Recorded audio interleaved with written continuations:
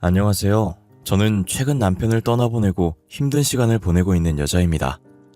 아픈 남편 병간호를 하면서 공허한 마음이 들고 기댈 곳 없을 때 가끔 이곳을 벗삼아 사연을 듣곤 했어요. 아무리 불러도 반응이 없는 아픈 남편과 함께 이곳에 올라오는 사연을 들으면 우리 남편도 기적적으로 건강해질 거라 믿고 열심히 팔이며 다리며 주물렀었는데 왠지 우리 남편이 여기 올라오는 제 사연을 듣는다면 하늘에서도 저를 위로해 줄 것 같아 여기에 사연을 제보하게 되었네요. 까마득히 옛날 지금으로부터 20년 전에 저는 남편을 처음 만났어요. 당시 남편은 미혼이었지만 혼자서 쌍둥이 남매를 키우고 있는 싱글 대디였지요. 저와 남편의 첫 만남은 시장 안에 있던 한 정육점이었는데 남편은 정육점 사장님이었고 저는 그 정육점에 자주 가던 단골 손님이었어요. 제가 고기를 워낙 좋아해서 매일 퇴근길에 고기들을 종류별로 조금씩 사갔었거든요. 얼마나 단골 손님이었냐면 제가 멀리서 걸어만 와도 남편이 제가 자주 사가는 고기를 알고 있으니 알아서 미리 고기를 꺼내놓고 먹기 좋게 썰고 있었어요. 역시 오늘도 갈비살로 사가실 줄 알고 미리 잘라놨어요. 단골 손님이시라 제가 오늘도 좀 많이 넣어놨어요. 맛있게 드세요. 역시 사장님 센스가 짱이시네요. 사장님이 이렇게 많이 챙겨주셔서 다른 데는 절대 못 가겠어요. 참. 그렇게 칭찬해 주시니 기분이 좋네요. 내일 오시면 저희 가게 다른 부위도 조금 서비스로 넣어드릴게요. 남편은 무슨 일이 있어도 가게를 쉰 적이 없는 착실한 사람이었어요. 그래서인지 저는 언제나 정육점이 열려 있을 거라는 생각을 했고 항상 퇴근을 정육점으로 했어요. 그러다 다음 날도 평소처럼 퇴근하자마자 정육점으로 향했는데 문이 닫혀 있는 거예요. 한 번도 닫힌 적이 없던 정육점이라 사장님 몸이 편찮으신가 했어요. 하루도 빠짐없이 문을 여시는데 골병이 안 나는 게 이상하다는 생각을 했었어요. 다음 날 다시 정육점을 갔더니 문이 열려 있더라고요. 저는 사장님한테 괜히 무슨 일이라도 생겼나 궁금해서 물어보았죠. 사장님, 어제는 몸이 편찮으셨던 거예요? 문 닫은 걸 한 번도 본 적이 없는데 문 닫혀 있어서 놀랬어요. 무슨 일 있으셨던 건 아니죠? 어제 딸아이가 아파서 급하게 병원을 가느라 오후 장사를 못했어요. 안 그래도 손님 오실 것 같았는데 열어야 하나 고민했다가 딸이 너무 아파서. 아니에요. 저보다는 딸이 먼저죠. 사장님이 너무 젊어 보이셔서 결혼하셨는지 몰랐는데 딸까지 있으셨구나. 어쩌다 보니 딸이랑 아들이 동시에 생겨버렸네요. 쌍둥이거든요. 그런데 손님은 매일 고기 드시면 질리지 않으세요? 매일은 아니라도 자주 먹으면 질리던데. 무슨 소리예요? 고기가 어떻게 질릴 수가 있어요. 저는 매일 먹어도 매일 맛있던데요. 오늘도 정량보다 많이 담아주셨네요. 항상 감사해요. 잘 먹을게요. 하루도 안 쉬고 일해서 골병 난 줄 알았는데 알고 보니 딸이 아픈 거였더라고요. 저는 그때 남편에게 쌍둥이 딸 아들이 있는 걸 알게 되었어요. 자식이 있으니 당연히 결혼한 줄 알았고 미혼부일 거라는 생각을 하지 못했어요. 제가 고기를 매일 구워 먹으니까 건강이 걱정됐는지 레시피를 몇 개 알려주시더라고요. 평소처럼 고기를 건네받고 가려고 하는데 갑자기 저를 불러 세우시더니 앞치마 호주머니에 보관해뒀던 조그만 종이를 제게 주는 거예요. 저는 그 종이를 받아들고 종이 한 번, 남편 한 번 번갈아 쳐다봤어요. 남편은 머리를 극적이더니 손가락으로 종이를 가리키면서 별거 아니고 고기로 만들 수 있는 요리 레시피 몇 개 적어봤다는 거예요. 그거 별건 아니고 매일같이 고기 구워 먹으면 건강에 안 좋을 것 같아서요. 고기로 할 수 있는 요리가 생각보다 많아서 몇 개 적어봤어요. 저는 요리를 못해서 구워 먹는 것밖에 안 해봤는데 사장님은 요리 잘하시나 봐요. 잘하는 건 아니고 제가 사실 호텔 경영학과 다녔었는데 형편이 좋지 않아서 졸업을 못했었어요. 그게 한이 돼서 집에서 계속 만들다 보니 흉내는 낼 수 있는 정도? 잘하는 건 아니에요. 저 그럼 가끔 요리해야 할 날 오면 사장님께 레시피 물어봐도 돼요? 제가 할 줄 아는 거라곤 라면 끓이는 거랑 고기 굽는 거밖에 없어요. 당연하죠. 제가 아는 요리라면 언제든지 알려드릴게요. 부담 가지지 마시고 물어봐 주세요. 저는 가끔 집에 친구들 초대하거나 부모님 초대했을 때 만들 음식 조리법을 남편에게 몇 번 물어보면서 자연스럽게 친해지게 됐어요. 편해지니까 고기 자르는 거 기다리면서 직장 상사도 쉽게 되고 친구랑 싸운 것도 얘기하게 되더라고요. 남편이 제 말을 잘 들어주기도 하고 가끔은 진지하게 해답을 찾아주기도 해서 계속 말하고 싶었어요. 한날은 제가 손이 많이 가는 요리 레시피를 물었었는데 이런 건 한번 해봐야 흉내낼 수 있다고 정육점 안에 있던 주방에서 직접 요리를 하면서 가르쳐 준 적이 있었어요. 이렇게 가까이 있는 것도 처음이고 단둘이 있는 것도 처음이라 괜히 어색하고 이상한 거예요. 그래서 어색한 분위기 풀고자 이런저런 영양가 없는 이야기를 많이 했던 것 같아요. 그러다 아이 키우는 거 힘들지 않냐고 결혼은 언제 했냐는 얘기가 나오게 됐어요. 당시 저는 정말 별 생각 없이 튀어나온 얘기였거든요. 솔직히 어른들끼리 하는 얘기라곤 회사 결혼 자식 얘기밖에 없잖아요. 그래서 자연스럽게 나온 얘기였는데 제 말에 남편이 잠시 멈칫하다가 담담하게 입을 열더라고요. 저 결혼은 안 했고 애만 있어요. 여자친구가 쌍둥이 낳고 도망가 버렸거든요. 그래서 혼자서 아이들 키우고 있어요. 그래도 제가 정육점을 해서 다행이었죠 뭐. 어머, 죄송해요. 저는 그런 사연이 있는 줄 모르고 자식 있다고 하셔서 당연히 결혼하신 줄 알고 제가 괜한 얘기를 했네요. 진짜 죄송해요. 아니에요. 이게 왜 세은 씨가 미안해할 일이에요. 미안해하니까 제가 진짜 버림받은 것 같잖아요. 저는 미혼부라는 말에 괜한 얘기를 꺼냈다는 생각에 눈을 질끈 감고 손으로 제 입을 연신 쳤어요. 자식 있으면 무조건 결혼했다는 고정관념을 버려야 하는데 쉽지가 않았어요. 아무 생각 없이 내뱉은 말 때문에 남편에게 상처 준 것 같아 너무 미안했어요. 남편은 괜찮다고 그런 반응이 더 자신을 초라하게 만든다고 그러지 말라고 장난스럽게 말하더라고요. 저는 그런 남편에게 미안함에 괜히 어색하게 웃어 보였어요. 혼자서 아이들을 초등학교까지 보는 게 너무 대단해 보였어요. 제가 남편에게 관심이 가기 시작했던데 아무래도 그때부터였나 봐요.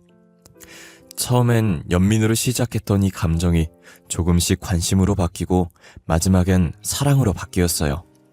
끼니를 해결하기 위해 고기를 사러 갔던 정육점도 점차 남편을 보기 위해 가게 되더라고요.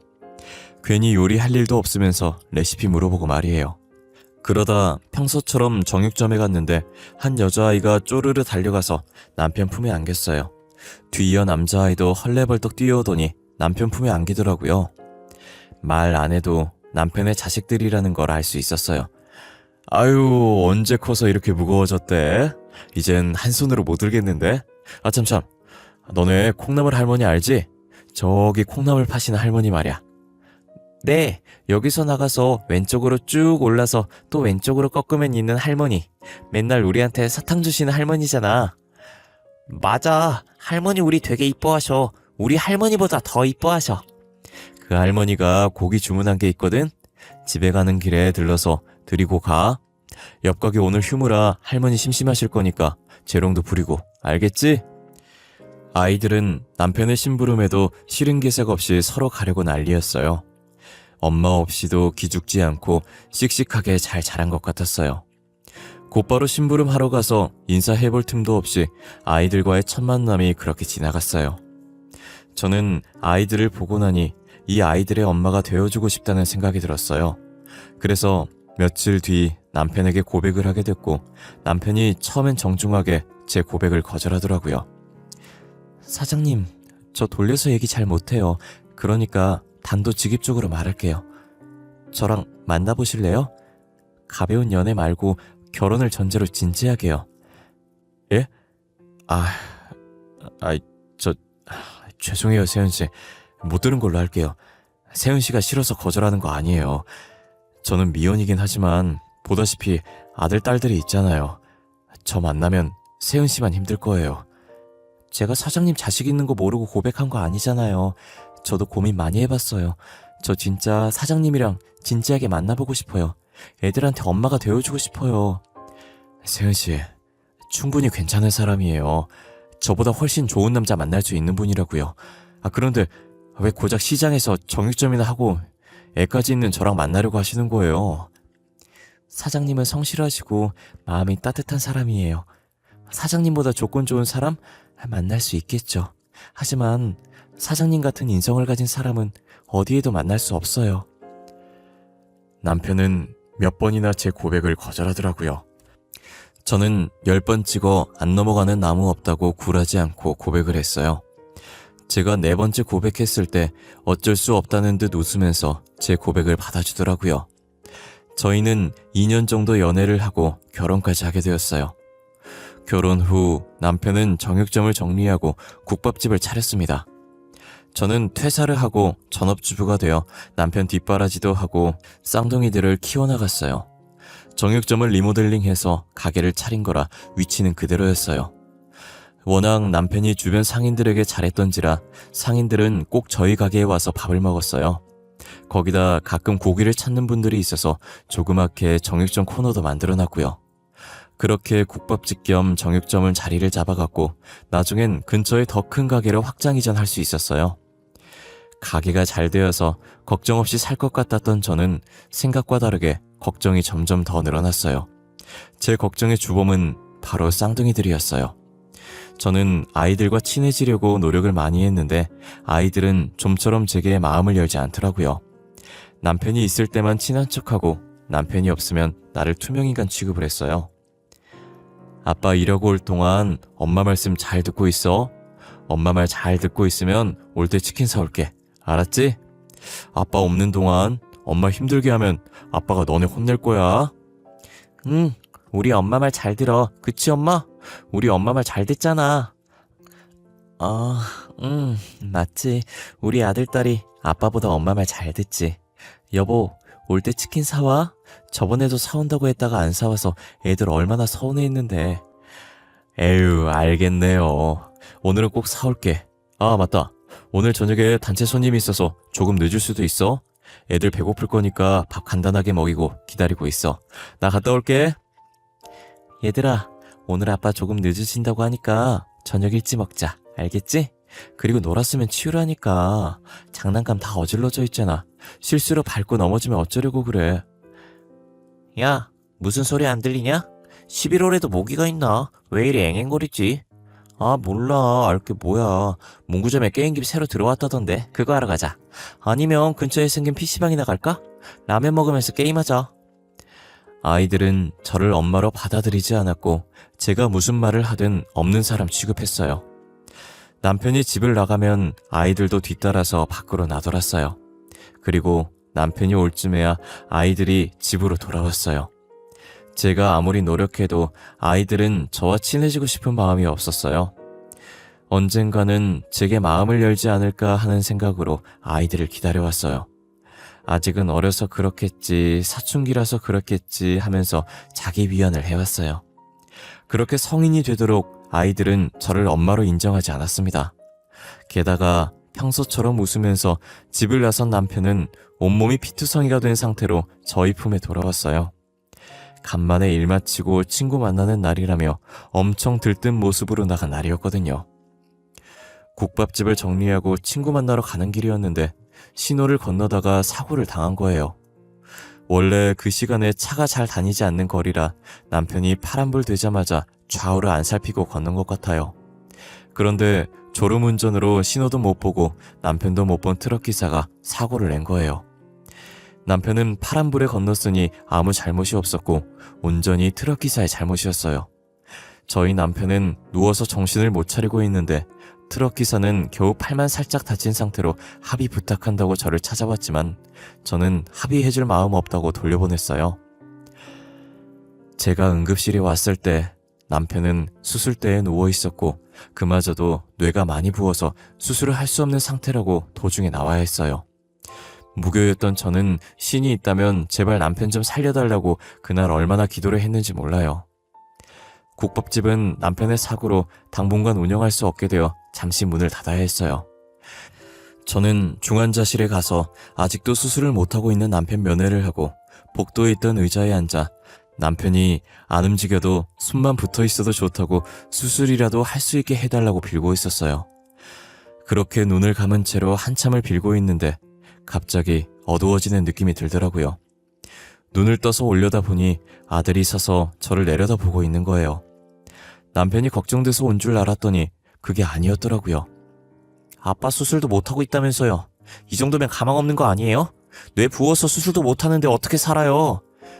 그렇게 말하면 못 써. 너네 아빠 강한 사람이야. 어떻게든 살아날 사람이야. 뭐 그래요. 아빠가 산다고 쳐요. 그럼 국밥집은 어떻게 할 거예요? 계속 저렇게 둘 수 없잖아요. 아빠가 하루아침에 다 나을 수 있는 것도 아니고 그냥 망하기 전에 팔아요. 목적이 그거였니? 어쩐지 평소엔 없는 사람 취급하더니 나한테 말건 다 했어. 아들이라는 애가 아빠가 저러고 있는데 어떻게 그런 말 할 수가 있니? 아빠한테 미안하지도 않아? 저도 아빠한테 미안해요. 하지만 현실이 그런 걸 어떡해요. 어제 대형 프랜차이즈에서 연락 왔었어요. 자기들한테 국밥집 팔라고요. 그런데 아빠랑 그쪽이랑 공동명의랑 되어 있어서 그쪽 동의가 필요하대요. 그래? 나는 팔 생각 없어. 다시 연락 오면 안 팔 거라고 전해. 그리고 너도 이런 얘기 할 거면 나한테 말 걸지 마. 알겠니? 평상시에 아는 척도 안 하던 아들이 왜 제게 말을 거나 했더니 역시나 이런 이유였어요. 죽을지 살지도 모르는 남편 걱정은 안중에도 없고 국밥집 팔 생각만 하는 아들에게 정이 떨어졌어요. 저는 남편의 피와 땀이 깃든 가게를 절대 팔 수 없었어요. 아들에게 절대 팔지 않겠다고 대답하고 잠시 화장실에 세수하러 갔다 왔더니 남편이 수술실에 들어갈 준비를 하고 있더라고요. 뇌가 가라앉아서 수술을 할 수 있다고 급하게 수술실로 들어갔어요. 그렇게 길었던 몇 시간 동안의 수술은 다행히 잘 끝난 것 같은데 의식을 찾을 수 있을지 없을지는 확답을 줄 수 없다고 하시더라고요. 이제 할 수 있는 건 환자가 의식을 차릴 때까지 기다리는 것밖에 없다고 하셨어요. 저는 의사 선생님께 수술해주신 것만으로도 감사하다고 얼마나 고개를 숙였는지 몰라요. 의사가 나가고 얼마 지나지 않아서 곧바로 쌍둥이들이 병실로 들어오더라고요. 남편 수술 때문에 왔을 거라는 기대는 하지도 않았지만 예상했던 것처럼 또 국밥집 이야기를 꺼냈어요. 제가 분명 안 팔겠다고 했는데도 아이들은 며칠 동안이나 저를 쫓아다니면서 괴롭히더라고요. 국밥집 팔라고요. 돈도 많이 준다는데 도대체 왜 안 팔겠다는 건데요? 이렇게 좋은 기회 없어요. 나중에 그 가게 이 돈 주고 팔 수 있는 줄 아세요? 저번에도 말하지 않았나? 가게 팔 생각 없다고. 그 얘기 할 거면 찾아오지 말라는 말도 했을 텐데. 너네는 아버지가 일궈온 가게를 어떻게 그렇게 단번에 팔려고 할 수 있니? 나는 절대 못 팔아. 아빠가 일궈온 가게라서가 아니라 나중에 아빠 깨어나면 다시 일 시키려고 안 파는 거 아니에요? 아니면 공동명의로 우리한테 돈 떼주기 싫어서 그런 건가? 하여튼 돈에 눈 멀어가지고 이제야 계모본성이 나오네. 이제껏 착한 척 연기하느라 고생했겠어요? 아까 의사 말 들어보니까 아빠 깨어날 수 있을지 장담 못한다던데 그냥 포기해요. 너네 그딴 식으로밖에 말 못해? 너네 아버지야. 너네 낳아주시고 이렇게 길러주신 아버지라고. 어떻게 너네가 아빠한테 이럴 수가 있어? 너희를 그렇게 키웠어? 어? 누가 낳아달라고 했나? 낳았으면 부모가 키우는 게 당연한 거지. 그게 뭐 대수라고. 가게 안 팔 거면 집에서 나가주세요, 아줌마. 아빠도 곧 돌아가실 것 같은데 더 이상 있을 이유 없지. 팔짱 끼고 건방지게 말하는 딸에게 뺨이라도 한 대 갈겨줄까 싶었지만 같은 사람 되는 꼴이라 주먹을 꽉 쥔 채로 이를 아득바득 갈면서 참았어요. 아들과 딸은 집 나가는 걸로 알고 있겠다면서 비웃으면서 병실을 나가더라고요. 어떻게 남편 밑에서 저렇게 클 수 있는지 제 머리론 이해할 수가 없었어요.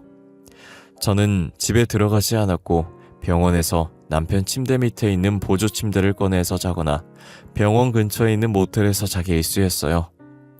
그렇게 언제 깨어날지도 모르는 남편을 붙잡고 열심히 간호했어요. 남편의 팔, 다리를 주물러주면 혈액순환이 잘 되지 않을까, 그러면 회복이 빠르지 않을까 하면서 조금만 버티면 남편이 깨어날 수 있을 것 같은 희망을 안고 하루하루를 보냈어요. 한동안 아들과 딸이 코빼기도 안 보여서 앞으로도 안 올 거라고 생각하고 긴장을 풀고 있었는데 긴장을 풀자마자 아들과 딸이 병실로 들어오더라고요. 아이고, 재산 한 푼이라도 더 받으려고 용 쓰시나 봐요. 이런다고 아빠가 일어날 것 같아요? 그냥 포기하세요. 제가 볼 땐 아빠 못 일어나요. 야, 안 그러냐? 내 말이 틀려? 그러게.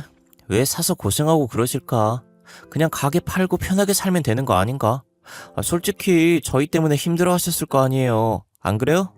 가게 팔고 돈 나누면 우리 볼 일 없을 텐데. 우리 말 안 들리는 척 하는 거 봐. 야, 진짜 대단하다, 대단해. 저희 말 한 귀로 듣고 흘리지 말고 잘 생각해 봐요.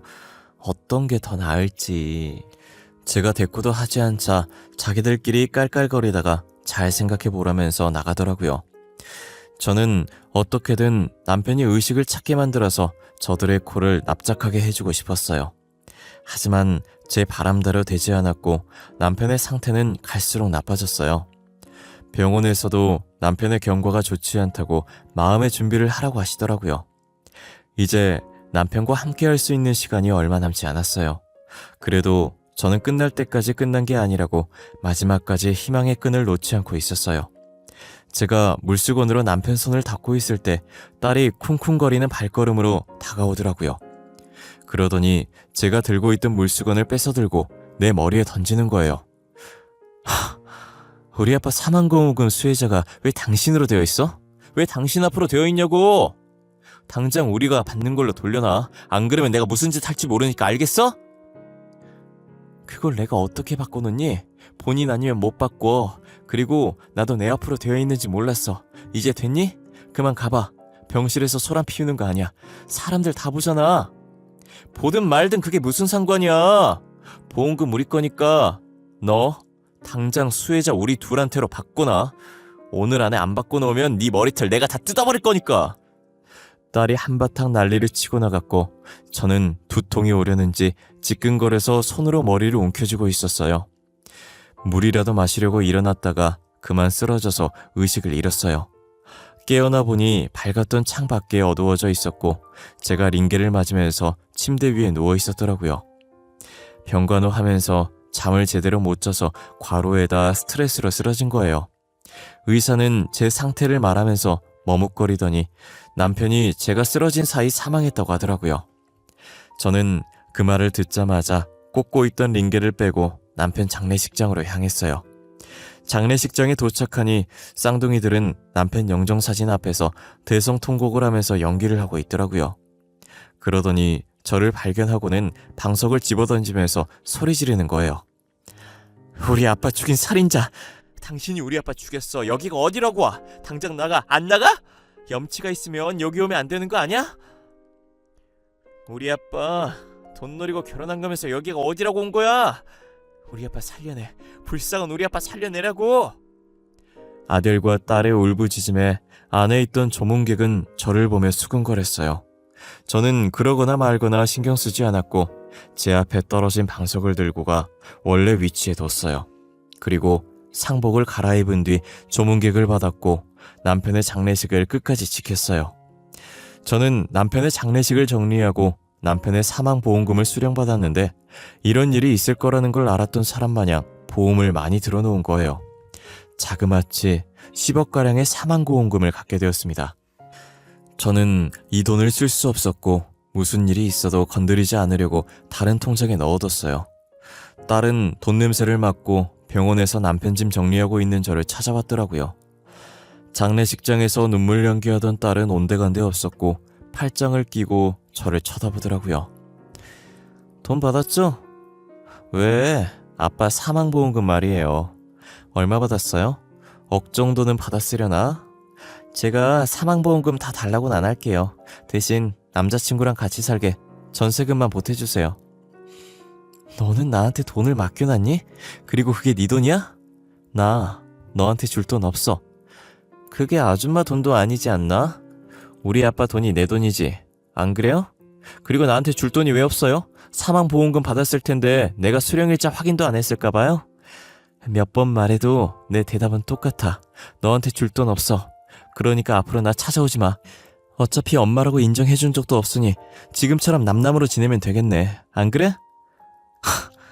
진짜 이럴 거예요? 그럼 부조금이라도 주세요. 조문객 많던데. 부조금 많이 들어왔을 거 아니에요? 저는 말로 해선 안 통할 것 같다는 생각에 더 이상 대꾸하지 않았고 딸은 자신의 뜻대로 되지 않자 침대를 발로 차고 병실을 나가더라고요. 딸이 나가고 남편의 유품들을 마저 정리하고 집으로 향했어요. 남편이 병원에 있는 동안 집에 간 적이 없는지라 2-3주 만에 집에 가는 것이었어요. 집에 도착하니 문 앞에 가방 2개가 있더라고요. 비밀번호를 입력하니 계속 틀린 번호라고 하는 거예요. 다시 한번 누르려고 손을 올렸는데 갑자기 아들 목소리가 들리더라고요. 들어오실 필요 없어요. 지우한테 돈 안 주겠다고 하셨다면서요? 끝까지 일해야겠어요? 그럼 저도 유치하게 할게요. 거기 앞에 있는 짐 들고 가세요. 이제 아빠도 안 계시는데 여기 있을 필요 없잖아요. 진짜 이런 식으로 나올 거야? 알겠다. 너네 뜻대로 내가 이 집에서 나가줄게. 대신 잠깐만 문 열어봐. 아빠 유품만 정리하고 갈 테니까. 아, 유품이요? 저희 아빠 유품이니까 그건 저희가 알아서 정리할게요. 이제 그만 가주시겠어요? 저는 한숨을 한 번 쉬고 입구에 놓인 가방 2개를 들고 나왔어요. 남편 보험금은 절대 쓰지 않을 생각이었는데 당장 살 집이 없다 보니 어쩔 수 없이 쓰게 되더라고요. 당장 가진 돈이 보험금뿐이라 그 돈으로 아파트를 구해 살고 있었어요.